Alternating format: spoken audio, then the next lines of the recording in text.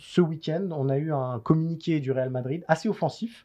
Le Real qui avait été plutôt silencieux dans l'affaire jusqu'à présent et qui a décidé de révéler sa volonté de faire partie de la procédure d'investigation en tant que partie lésée, donc presque partie civile, on a envie de dire. C'est ça, c'est la même chose, ouais. Qu'est-ce que ça veut dire? Alors, ce matin, évidemment, dans la presse espagnole, on s'en donne à cœur joie. Il y a les Catalans qui crient au scandale, les Madrilènes qui légitiment la position madrilène.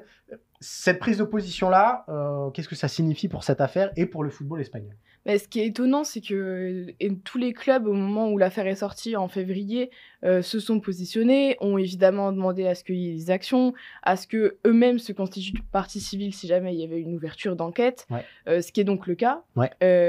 Donc on sait que Séville, notamment, s'est très vite positionné et ça a ouvert la voie aux autres.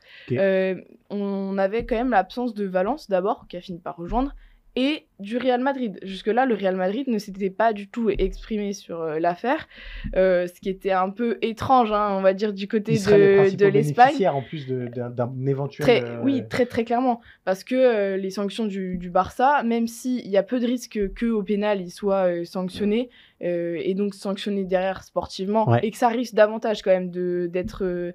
que ce soit donc non seulement Negreira qui paye, parce que lui, pour le coup, il a beaucoup de documents contre lui, et donc Rosell et Bartomeu, puisqu'en fait les autres directions donc sont aussi accusées, sauf que le délit de corruption commerciale n'a été créé qu'en 2010 en Espagne, donc évidemment ils peuvent pas remonter les faits avant. Donc le Real Madrid hier publie un communiqué pour dire qu'il va se constituer partie civile si jamais ils ont l'opportunité.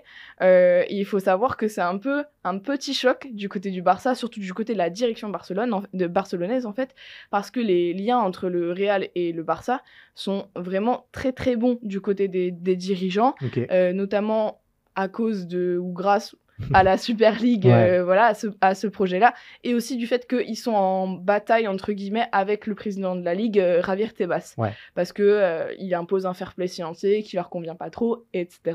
Il y a une histoire de CVC aussi, donc voilà, tout ça avait fait qu'ils étaient contre, donc ils s'étaient un peu alliés, et en fait, il y a eu une surprise du côté du Barça. On a appris après d'ailleurs par la presse que Pérez avait appelé Laporta pour lui dire, bon bah voilà, on va publier un communiqué.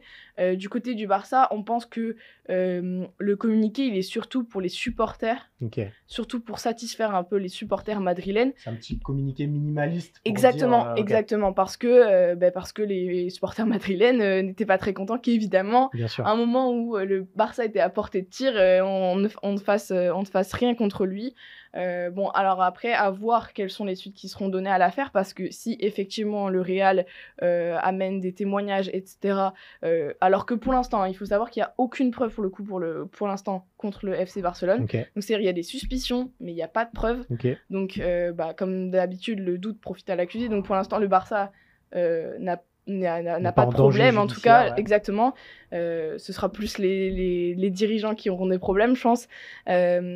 Mais donc le Real, c'est un peu mal perçu dans ce cadre d'actuelle collaboration, en fait, on va dire, entre les deux dirigeants, même si à terme, ça ne devrait pas vraiment remettre en cause leur relation.